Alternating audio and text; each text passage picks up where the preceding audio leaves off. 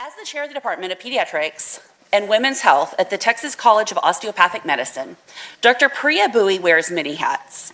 She's a practicing physician, clinical leader, educator, and innovator. But what truly sets her apart is the infectious passion she brings to both her practice and teaching. Since joining the department in 2014, she's been a driving force for positive change. Dr. Bui has been recognized many times as a top doc by Fort Worth and DFW magazine, but her impact extends far beyond the exam room. She's a true innovator, developing programs like the Pediatric Mental Health Wellness Calls and Drive-Up vaccine option for patients. While she would probably never tell you this herself, her induction into the Gold Humanism Honor Society in 2017 speaks to her dedication to compassionate patient-centered care. Dr. Bui's journey is a testament to the power of finding one's calling. As a medical student at TCOM, she discovered her passion for pediatrics. Now, she's inspiring the next generation of physicians in the same place where her own journey began. Dr. Bui is a mentor and, dare I say, a driver for the Pediatric Research Program that started as a collaboration between Cook Children's and UNT Health Science Center, but has now expanded to many other institutions because of the vast popularity of their students. In Dr. Bui, we see the perfect blend of clinical excellence, educational innovation, and genuine compassion.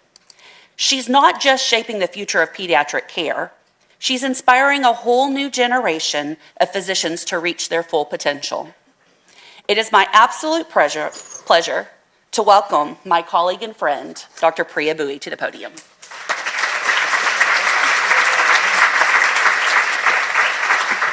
Thank you so much, Lori. That's so kind. Good morning, everybody. First of all, congratulations to Cook Children's and our keynote today. That was really mind-blowing. I feel equally smarter and a little bit less smart after that, but really, truly inspired. So that was amazing. I always, let's see. I have to stay here if I walk. Can y'all hear me? No. Okay, so I am always so happy to be back here at Cook Children's. I think some of you know my story, that I was really inspired and made the affirmed decision to be a pediatrician in the hallways of Cook Children's now a couple decades ago. But it's really a place that inspires many, many students. Now over 55 TCOM grads are Cook Children physicians, and when I look back at those numbers, every single one participated in rotations and research here. So congratulations to Cook Children's for being a place that students go away to train and just come right back to. That speaks volumes. Now I say that I always enjoy coming here, but the last time I was here was actually to hydrate my my eldest during norovirus Christmas 2024. I'm sure some of you guys were there as well, norovirus. And I was bringing in an anxious 11-year-old, just dehydration, nothing, mind-blowing, but she had some syncopal episodes. She was very anxious, and I remember as a parent, you just have that comfort that the excellence of the patient care is always number one at Cook Children's. And so as a community member, probably not a week goes by that I don't hear another family talk about Cook Children's and their care, right? They mention how thankful they are that Cook Children's is right here. And then of course, as a general pediatrician, and as the clinical chief, we are all so thankful to have Cook Children's right here down the street to help us care for our patients with the highest level of excellence. I'm mentioning all this because I don't know if everyone knows that this is happening, right? How cool is this and how much research is happening here? And when we think of Cook Children's, I didn't know what Dr. Segal was going to say this morning, but that pinnacle is that the patients come first, right? And then you have research and education, and you see this happening with these huge grants coming, with all of this evolution, and with the kind of the mindset that you have for growth, but keeping that patient care at the very top. And I can't think of a better way for our future medical students, our future physicians and providers at all of the schools that you guys serve to witness research. So just thank you very much. Okay, so today I'm going to give you some updates on the PRP program. Let's see, I can do it.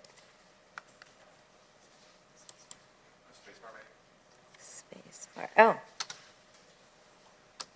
Okay, we found it. Okay, so really, I want to spend some time recognizing the advantages. TCOM and the University of North Texas has several research programs. It has a DO PhD programs as well. But what is kind of the advantages of this short-term research program we have, and to understand how programs like the PRP initiate and can foster research involvement among medical students in collaboration with Cook Children's while maintaining their academic schedule. Two, I want to elucidate the impact of promoting interdisciplinary collaboration to assess the outcomes of providing medical students the opportunities to explore biomedical, clinical, community health, and translational research while collaborating with mentors from cross-disciplinary backgrounds. And then three, the impact of the program on communication and scholarly engagement. I've invited two student groups to be part of this today, and so that's an example of how we work on communication skills, fostering active student engagement in scholarly activities, including opportunities for conference presentations and publications. So taking you back a little bit, does anyone remember like their elementary school science projects? Yeah? I remember mine because it kind of taught me a lesson. So mine was like, I remember my first grade one, and I wrote a question of like, can I separate salt and sand? And the truth was, it's like a trick my dad taught me maybe when I was 3 or 4, right? You take salt and sand and you take some water and that dissolves the salt and then you can filter out the sand. And so it was something I kind of already knew, and I brought it. And they had local, I think, PhD students come judge us at our elementary school. And I remember one of them being like, well, that's not science. That's just you showing like a trick, And I was like so passionate about it. And, I show my kids now and I feel smart about it. But, I was like, well, okay. But it was great because it taught me at that, in first grade, okay, that science is approaching something to seek new knowledge, right? It's not necessarily Googling something and showing that you're right? It's about really approaching something with a curiosity and trying to figure out. So mine is not here because I'm trying to forget that. But I think one of the things to remember in education is that we know that research is not just about the work that you're doing, although that's amazing, it's a mindset, right? And the most recent study across physicians, which had about 8,000 participants, showed that around 12% of physicians engage in some type of research. And to me, that's okay. We have a physician shortage, right? We need providers out there taking care of patients, and that's not necessarily going to change.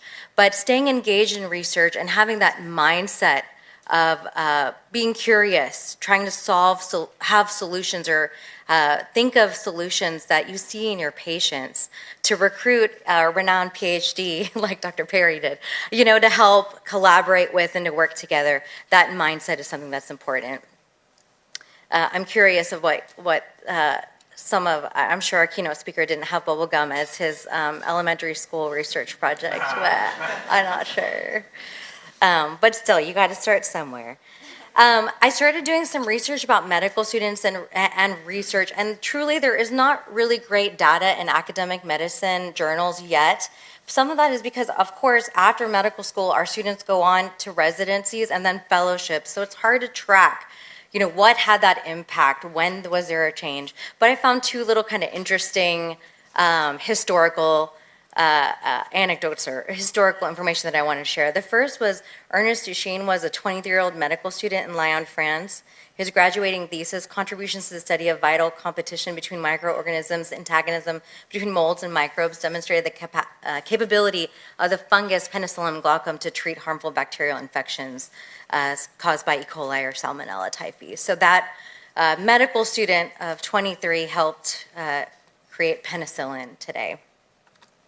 Another interesting one, there's many, and this one's in the late 1800s to 1900s. Frederick Grant Banting worked alongside Charles Herbert Best. Banting was a medical student, 28 years old, who first discovered that the extract of islet of Langerhans cells from a dog was crucial in preventing diabetes. So he was able to take that extract and essentially helped a 14-year-old boy who had a few weeks to live another 13 years. He eventually passed of a car accident, which is a reminder for us to keep reminding about public safety. But really, really amazing. Needless to say, medical school has changed, right? It's not like the 1800s or 1900s, but these young minds, when they're in this phase of being introduced to so much information, fellows, residents, medical students, it's a really key opportunity to have those minds invested in our research. So talking about our program, the Pediatric Research Program objective is to provide a mentored research experience for medical students to enhance research awareness and knowledge. And so that's the primary objective. It is a large program, and we certainly do want to encourage our students to have publications and posters, but the key objective is to increase that awareness and that knowledge. I'm going to briefly talk you through the history. So really some of this is the foundation of this is due to Dr. Paul Bowman. I think many of you probably know him here. So we were very blessed to have Dr. Paul Bowman at the Health Science Center as the chair. He a mentor to me, and I followed in his footsteps as the chair. Of course, as he came over, that really helped solidify the relationship between our two institutions. And there was ongoing research going on, just as it does, very organically, a student reaching out with an interest in a specific topic and engaging with the mentor. But over time, and seeing the need of our school, so we are a larger school of over 200, a state school with a really strong dedication to residencies in primary care and with a strong return to stay in Texas. We knew that we wanted to be able to kind of scale this or be able to provide a great quality experience. And so we started thinking about having some structure.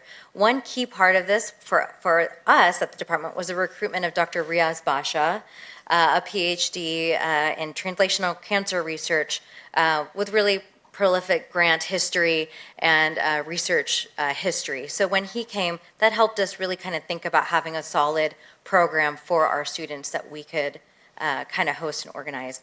2014 was our first class of 24 students accepted to the PRP cohort. And around that time, we realized that sometimes the hardest, or one of the challenges here or barriers is that having it's the organization, right, and of these programs, and having someone kind of boots on the ground helping to manage this project. And so we, along with the deans at the medical school, supported having a research project manager that was supported by the Health Science Center here at Cook Children's. And the first one was Dr. Tyler Hamby, who was here till 2023, did a fantastic job. And then from 23 to present, Dr. Farbo. So, who has been absolutely phenomenal with taking this to the next level. Okay, so applications and acceptances to this program from 2014 in the beginning, you can see that really we've gone up. There was one little dip. We can all kind of predict what that was. That was around the pandemic time. And then we kind of continue to rise, kind of maintaining around 116 to 130 applications. And we can usually have about 70 to 80 quality projects for our students. So our total number of students that we have had go through the PRP program since that time is 576 students.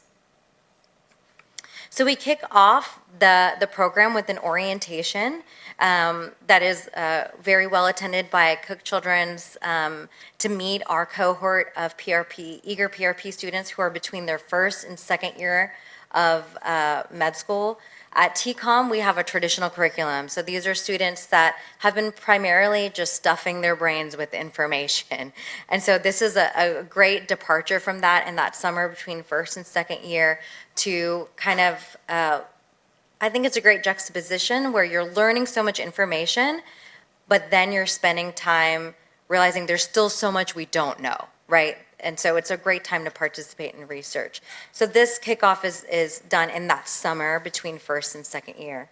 It's a pretty formalized course with a Canvas material for them and different modules and didactics.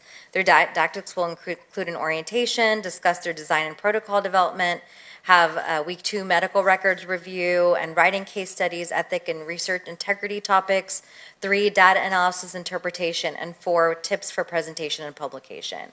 And so the hope is that we're providing the foundation at the Health Science Center and between the staff and faculty that we have for the program, so that the mentee and the mentor can really focus on their project while we are kind of facilitating that growth and the background they need to be successful. This is something I like to share, not really to emphasize the details here, but that one of in education, an excellent program like this should have different layers where we can meet a student where they are to make further progress, especially for a program like this for research. So we might have students, as we're doing their interviews, that are already coming in with a pretty strong familiarity. So they may already maybe at the competent level or advanced beginner, and then we try to match them with a mentor to kind of take them to that next level. But we're also open-minded. There might be students that come in that don't have like this huge amount of research, right? They might have, but it might have been a liberal arts or humanities program or something very different. So it's important to take those minds and maybe take them from the novice to the advanced beginner to the competent level, knowing that they're going to take that with them to their residency, perhaps fellowship. So there's really 3 types of projects that we look at: clinical research, translational, community, and population research. Translational and community population, such as public health work, is mainly done at the Health Science Center. For clinical research, I will be honest, Cook Children's is really probably a favorite. Everyone looks to have their project done at Cook Children's. It's going to have a lot of clinical value in that experience for them. So let me just talk through some basic outcomes. We have ongoing research right now, as I kind of mentioned in the beginning, to try to track our PRP students and see what they do long term, but it's a work in progress. As we medical school and then residency and then fellowship, it's a long journey. So we've started that process in the last 2 years or so. So hopefully, as I continue to visit you guys, I can share more. But we can look at some numbers. So when we look at student assignments total, we have 258 students that have benefited from their time at Cook Children's, and another 11 that have participated in conjunction with the Health Science Center and Cook Children's. When we look at presentations, close to 90% in recent years will present at a Research Appreciation Day. About 33% will have other presentations outside of that, and then about 12% will go on to publish. This is a large program, as I mentioned, and it's one where we do want, for us to have very transparent goals from the beginning. And so if we know that the mentee and the mentor both want to publish from the beginning, then we're going to try to kind of find that right match for the two and then try to see if we can support them for that journey. If it's someone that really wants to do a case study or work with a hospitalist or just kind of get their feet wet and be inspired to be better, then we try to make that happen as well. So publications, this is one example of a recent national presentation. This student worked with Dr. Lanier. I think I saw my student saw Dr. Hey, thank you, Dr. Lanier. Worked with Dr. Lanier, and 2 of his students will be presenting briefly in a few minutes. And then we have publications really with the Cook Children's logo flying around all over the nation, presenting what they're doing with a lot of pride and confidence thanks to the mentorship that they receive here. So these are just a few examples of the most recent publications from this past year and where they've presented. Here are a few sample publications. And we have many internal awards at the Health Science Center. One of the things to remember is that we are TCOM, the medical school. We also have people completing their PhDs at the Health Science Center, right? So we have, when our students compete for some of these awards or some of these accomplishments, TCOM is one of the many schools, and they really, really make us proud with the PRP program, not just representing the program, but pediatrics, and what we can do with our mentorship. We all know that those of us that work with children, I think we're the best mentors. We know that we pay it forward, right? And so I think it's a really great example of representing what we do as pediatricians. Okay, so next, please join me in welcoming two of our students, Nate and Misty, who will talk a little bit about their project. I'm going to have two sample brief projects, both with really great outcomes. And I'll let them speak and then have some remarks after that. So go ahead, it's all yours.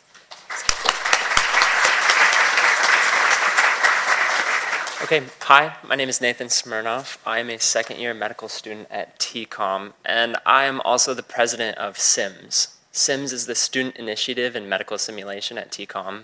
This is a lot like what Dr. Selby does. He's the curriculum director for second-year simulations for medical students. I do the club aspect. I teach first-year medical students.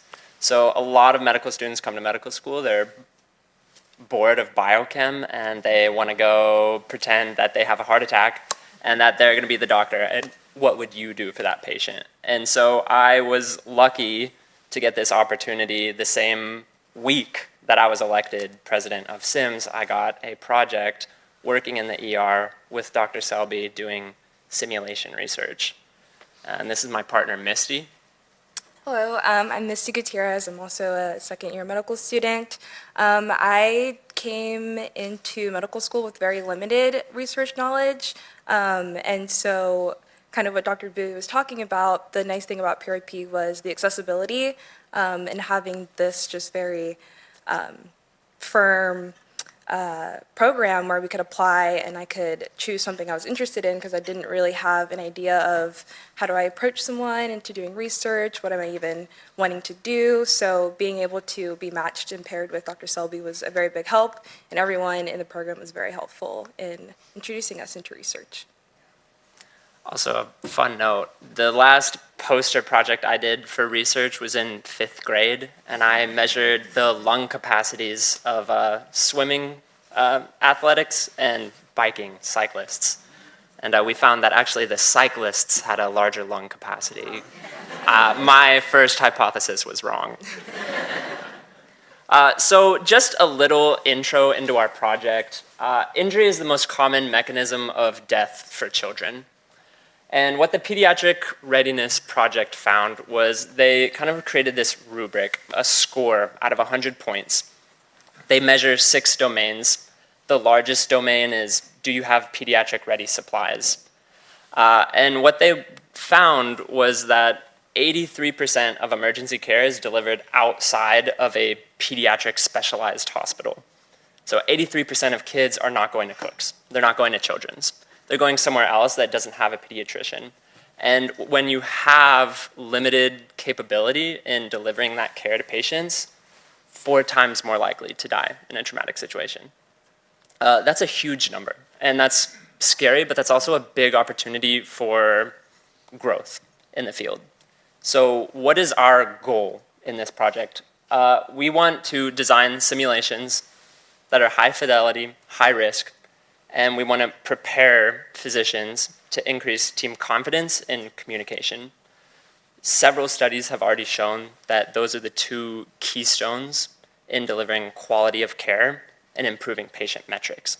And at the end of the day, that's the goal. We want to improve patient metrics. So how did we do that? So what we did with Dr. Selby was he helped create several high-risk trauma simulation scenarios, and we actually got to see these be done in the ER here at Cook's. And what we did was there were also surveys that participants filled out before the simulation and then again after, and we were able to compare the 2 values with the help of Dr. Farbo, who's all very supportive of everything we did. And I don't want to give away too much of our penicillin discovery since we're presenting later, but we did find a very strong difference in the responses to the survey before and after the simulations. And what we got from this experience and this project was, like I mentioned, how supportive everyone is through this program. Nate and I both came into medical school with a very strong preference into emergency medicine. We knew that's what we wanted to do. We were both still leaning that route. I Maybe I'm leaning more towards PDM too, now getting to actually see how the ER works down here and, Dr. Selby working with these children and how these simulations possibly could help patient outcomes. And with that, there's a lot of future directions with this project. It was kind of expected to see that there was an improvement in confidence and teamwork in a children's hospital where you work with children every day. But taking this project to rural hospitals or to adult communities, it would be really impactful to see how working with pediatric simulations would improve outcomes for patients. And one day we can even look at data objectively and see how implementing these simulations in different hospitals who don't have the resources or aren't exposed to these situations improve patient outcomes. Okay, so And that's that's us. Thank you for having us.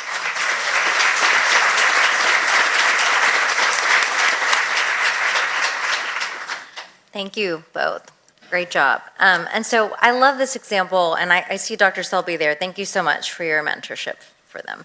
And one of the reasons why I wanted to share this example is because projects have different wins, right? This is kind of one of those win-win-wins where this is a situation where the students can work on learning how to develop a research project, have pre and post surveys done of readiness for these assessments, and something that can potentially help other locations be ready for pediatric emergency situations. But it also, this, in talking to Dr. Selby about this, this would have a situation where 22 physicians could have been MOC eligible based on this work, right? And so the students are able to help physicians here at Cook Children's complete things that we have to get done too, right? But it's also the mindset of, I am a hardworking ER physician that cares. I see a problem. I want to think of a solution. Or I have a passion in simulation, and I'm still an actively engaged ER physician, but I can make a change by staying engaged with simulation as a future physician. So if the students continue with their research in this and publish, that's a huge one. If they're inspired to be like Dr. Selby and have quality improvement projects that help not just himself, but his colleagues and his patients, that's a huge one. So I wanted to share this example with you. Great job, both of you. And next, let me have Grace and Ashish please come up. Their mentor was Dr. Lanier, and they will share what they worked on. Hello, my name is Grace, and this is Ashish. We're also both second-year medical students at TCOM, and really thankful to have spent our summer here. So a little bit about our project is kidney length as a predictor of postoperative AKI in infants with congenital heart disease undergoing cardiothoracic surgery. Really long name. I barely remember it, so you don't have to either. So this project, just a little bit of background. So congenital heart disease affects about 1% of infants, so it makes it the most prevalent congenital anomaly. And it not only has ramifications on the heart and the vasculature, but also other organs, namely the kidney, which is what our project was on.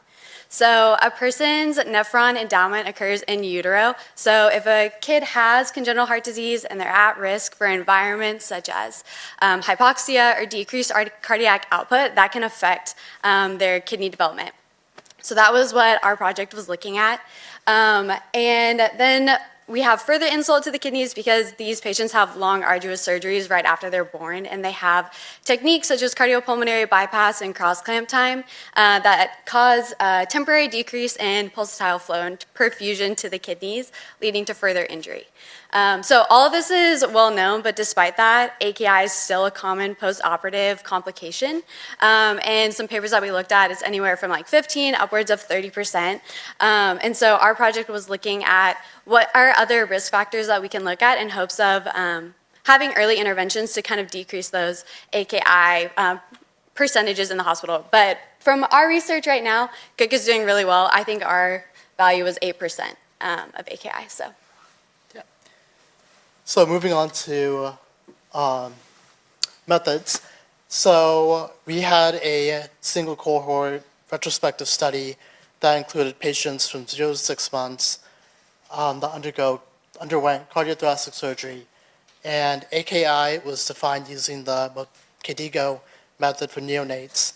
and hypoplastic kidneys was defined by using a single kidney that was within 2.5% using the normogram for height of the patient versus kidney length.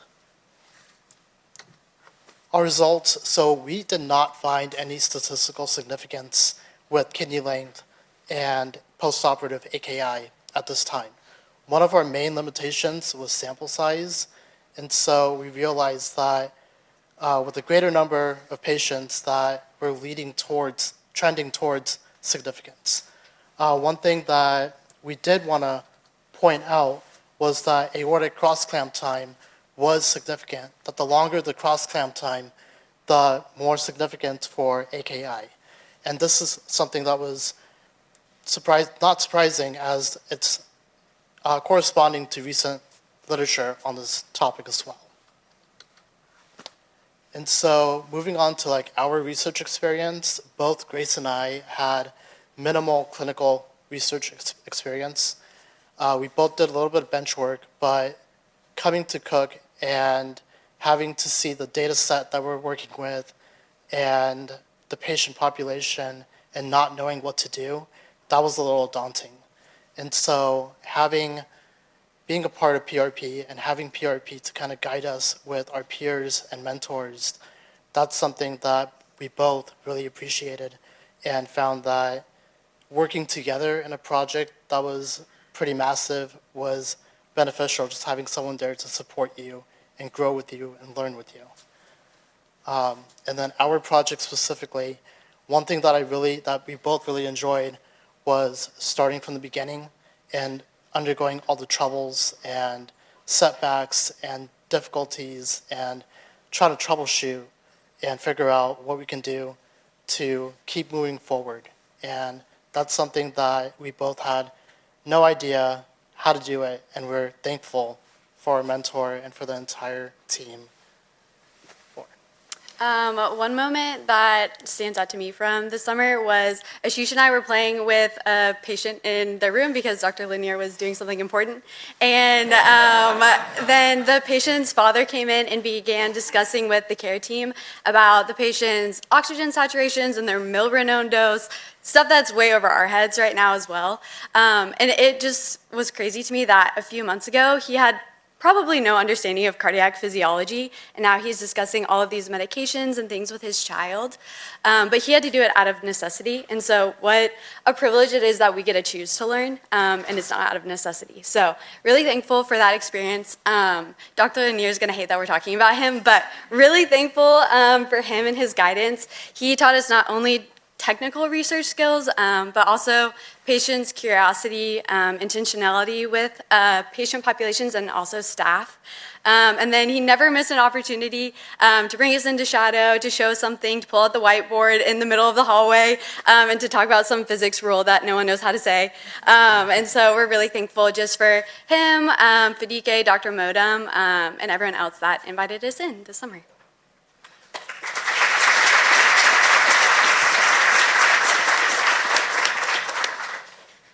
Thank you both so much, and thank you to my 4 brave medical students for jumping straight into oral presentation for these. Y'all did great. And thank you, Dr. Lanier. So I think this is an example of a more dense project. We have a lot of great projects, but I think when I think of these 4 students, I was thinking about the growth that they experienced through this program. So Dr. Lanier, thank you for your mentorship. And so the last few slides, when we look at research on research, there's a few things we do know, or research and research in an academic setting, that the integration of research into medical education has documented to have translated into skills valuable to future clinical practice, right? Exposure to research experiences improve analytic reasoning, communication skills, and application of emerging knowledge to patient care. Some of these seem obvious, but 10 years, 20 years into practice, when we know that most physicians aren't actively engaged in research, it's important. Just like your 3rd grade or 2nd grade project, right? If you don't remember how to come up with a question and continue to apply that, it's one of those things that you want to continue to apply to your patient care 3, student research contributes to a more mature sense of responsibility and motivation to learn.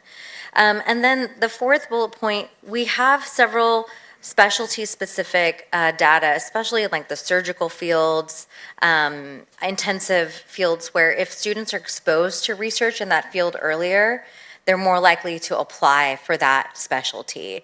And so as we look at the pediatric workforce, I'm on part of some national committees looking at that pediatric workforce and how can we continue to have students choose pediatrics as their specialty. One of the key things that's coming up, it's a complicated discussion, but one of the key things is having early exposure to pediatric specialists, because as I mentioned, I think it's a culture, it's a mindset, and when students work with us, I think they connect often, especially if they have that mindset too and choose to be in the pediatric fields too. So I think that's our superpower, our personalities and our commitment to the children. And as I mentioned before, and I mean this genuinely, I'm very, very grateful for the relationship we have with Cook Children's. Dr. Lori Bailey, Dr. David Farbo, thank you so much, Dr. William Stigall, to your commitment to research, to helping our students really be successful with their research here, but doing it in a setting that has the utmost empathy for patients and their families, and just a wonderful standard of care. So thank you very, very much. And to our list of mentors and participants that make this program successful, we could not do this at this scale without your support and guidance. And so thank you very much.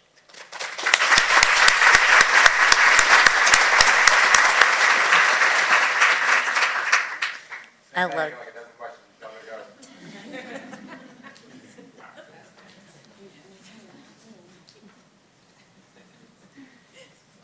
I'll back away after my first. Thank you, Dr. Bui. Just fantastic. I'm interested in this mentorship activity. I didn't quite realize how much the mentorship is part of the PRP. My medical school exposure to research was effectively a worker bee. That was the idea. You're free labor, you get in the lab, and hope you catch up. Recently, I've actually had to do some etymologic research on mens. So mens is Latin for mind, and so when you have means, you have meant. When I mean something, those are what you're using to accomplish what you meant to do, which is the outcome. And then mentor, mentee. It's actually the mentor is applying his mind to the accepting mentee. You're actually that's what that word means, right? To like shape the mind.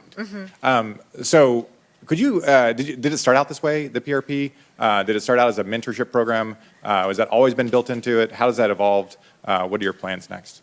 Yeah, so I was at the Health Science Center, and Dr. Bowman was the leader at that time, but I think it really, mentorship has always been a really important aspect of our department of pediatrics, right? I think we have an advisory program, for example, and we have like 5 advisors in our pediatric department.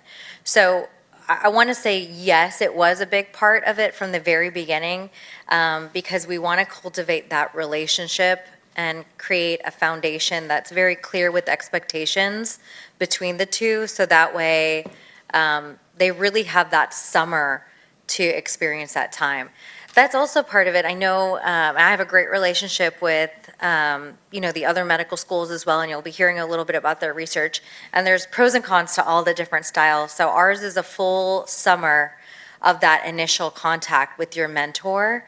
And one of the reasons that works for us is because our students kind of have unlimited time. To give and to focus on this experience and that relationship building, and then they can continue that project as they do.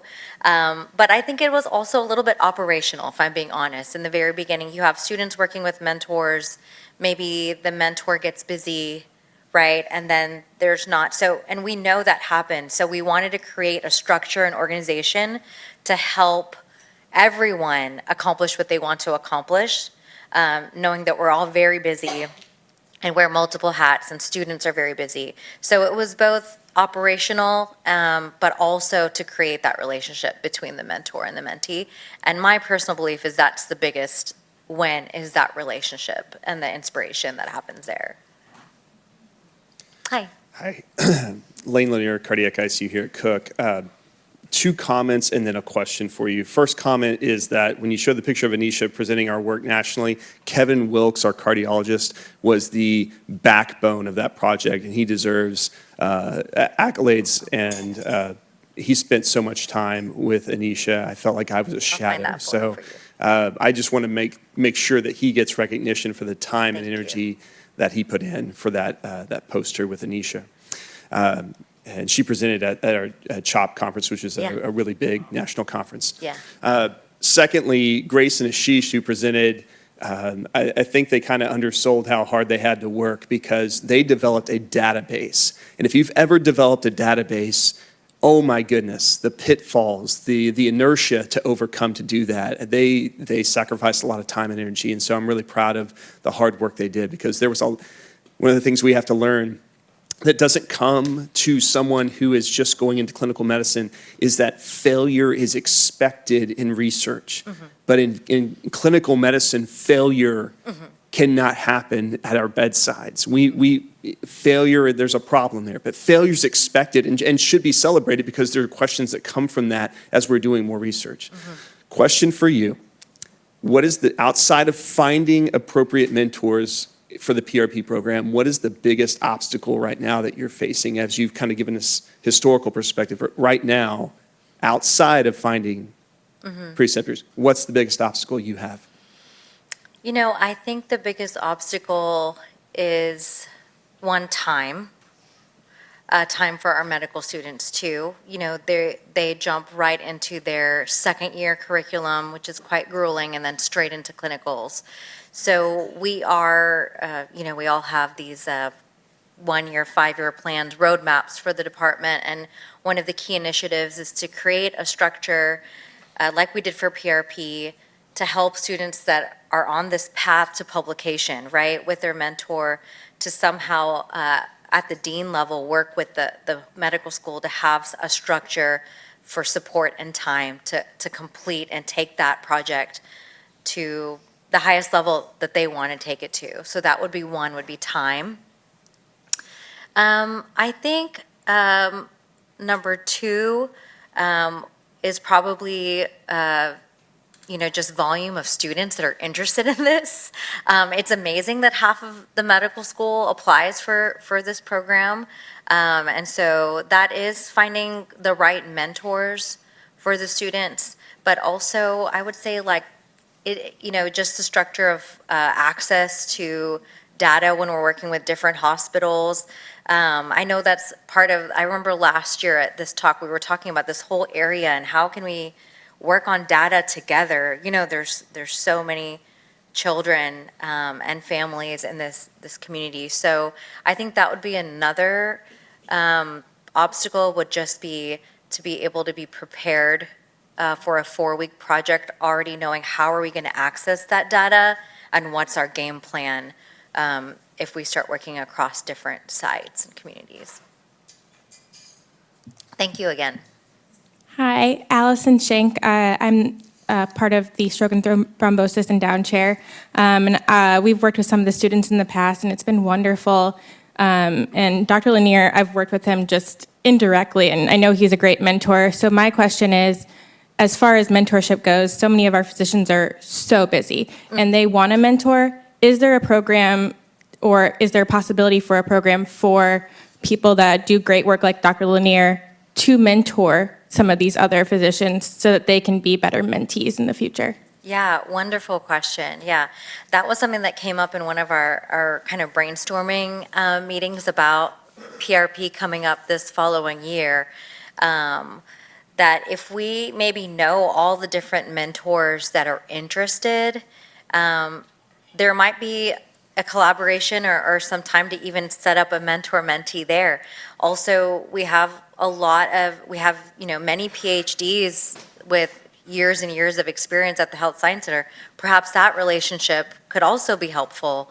And I think that's, again, probably one of those process things that it just means that we would need to know earlier who all is interested. But maybe that's a great idea, the way you phrased it. I really love it, of maybe first engaging that question, like, are there people that are interested in learning more? This could be just like a learning year where you see a mentor work with students. Maybe don't take your own project yet. You gave me an idea, thank you. So, I think, but that is a conversation we've had before. And I think there's many that reach out like that. Like, I have an interesting case, but I don't really quite want to go, and have a full, take a mentorship role quite yet. Thank you. Others at the UNT-HSC, Cameron Cushman is your innovation chief, and he's setting up an innovation certification. So it's a kind of a micro course, and the idea is to bring this sort of innovation mindset. And there's a science to entrepreneurship, there's a science to innovation, and it's going to have a distinctly medical flavor. So that we just met with a couple of Cameron and Lourdes who are starting it up over there. It sounds really cool. One of the things to think about would be, is that a place where Cook can go for help in these kinds of things, developing out your programs? Yeah, I mean, of course, as a pediatrician, I feel like having Cook Children's at the table for all of these new initiatives, micro-credentials that we have at the university, it would be a phenomenal experience to have engagement. And I'd love to talk to you guys more about that too. I think one of the things that's unique about this community is that we don't have a bunch of residency programs or fellowships in this area of pediatrics specifically, right? And so when we're looking for that academic partner for pediatrics, I think it's Cook Children's, right? It's still going to be, it is for sure kind of that best partner in talking about innovation. When you see that partnership on the women's health side, you might have Baylor or JPS, for example. But I think having all those community partnerships engaged in the process during these medical school initiatives is really important. We'll keep us up on time. Thank you much, Dr. Thank Bui. you very much.